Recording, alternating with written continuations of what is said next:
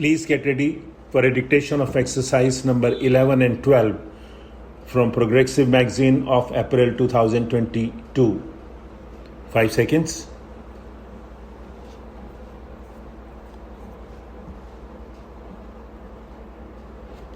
Start. A large part of the work of a modern government has to do with science. It is only through science that we can transform into reality the hopes we have held out to our people. For many more years to come, the people will measure progress in terms of our ability to give them their basic needs. The agricultural scientist has a specially vital contribution to make to our plans of economic development. For years, the government has been persuading farmers to adopt new farming practices. It is only in the last 3 or 4 years that the response of villagers has overtaken the official effort. The farmers have shed their susceptibility of city people and their new ideas. What has convinced them is what they have witnessed with their own eyes.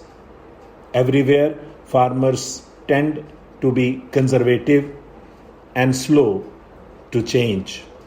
But once they change, they are not content to be indifferent converts. The discovery of a new seed variety stirs rural people as much as a spacewalk or a transplanted heart does the more liberate classes. Farmers today walk miles to buy seed. The great problem for the government is to find sufficient seed and fertilizer to meet their demand. What a change from the days when we could not get them to hear us or look at what we had to offer. Rural India has shed its apathy. Agricultural scientists can rightfully claim their share of the credit for bringing about this transformation, but they cannot rest there. The solution of one problem gives rise to many new problems.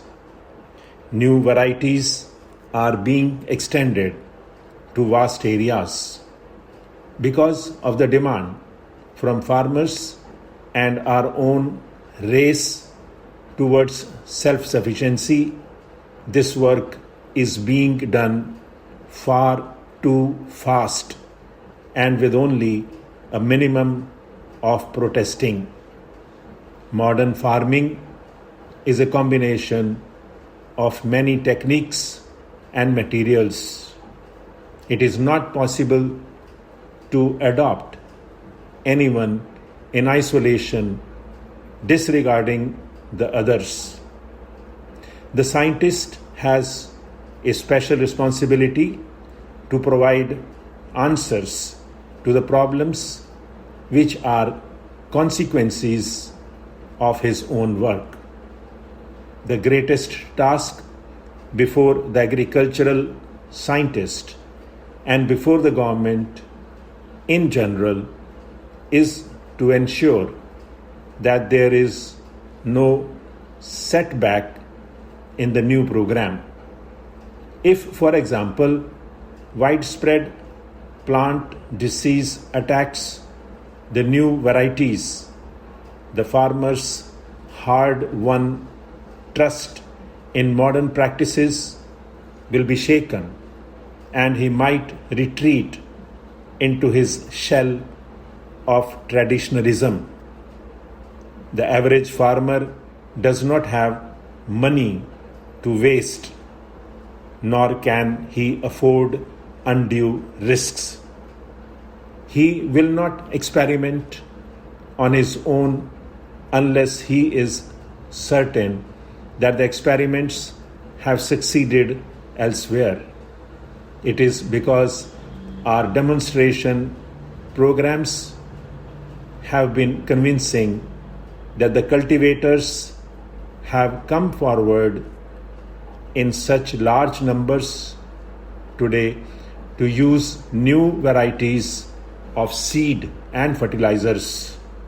It is not the big farmers alone who has ventured forth. The small farmer's enthusiasm is even greater. To him, even a little improvement goes a long way. In the new agricultural program, he sees the opportunity to fulfill his numerous small needs which have so long been neglected. It is obvious that farmers will pay heed to the call for national self-sufficiency only to the extent that the programs makes a difference to their lives. How can we expect them to grow more for the nation if their additional efforts do not bring adequate reward to their own families? We talk of inputs, but in scientific agriculture, the most important input of all is the human input. Modern farming is a far cry from spreading the seed and leaving the rest to the sun, rain, and stars. The farmer has now to fight constantly with nature, repairing its shortcomings, exploiting its advantages, and forcing the pace. This calls for greater knowledge and training on the farmer's part. In turn, the administrative agency has to so devise form information that even the nominally literate farmer can understand and utilize it. Advancement will not endure if it is isolated. Additional effort in any one field must be matched by similar effort in others. Water, seed, fertilizer, pesticide, tools, credit, marketing, and education all form parts of the spectrum of change. Agricultural scientists, by whom I mean not only botanists but also agricultural engineers and economists, have much to contribute to this coordinated agenda of progress. There has been considerable debate on the question whether research in India should spend time finding out anew what has been found elsewhere earlier. While there might be need for justification for buying industrial know-how from abroad, we cannot hand over our agricultural problems to others. A lathe may be bodily brought here from Europe or America, and it will turn out parts of the same shape and specifications. But a plant from elsewhere is unlikely to grow the same way in our soil. Every time a plant is introduced, the scientist has to do considerable adapter work. He has not only to test its suitability to our soil and climatic conditions, but also to find out how far it is susceptible to pests. Stop.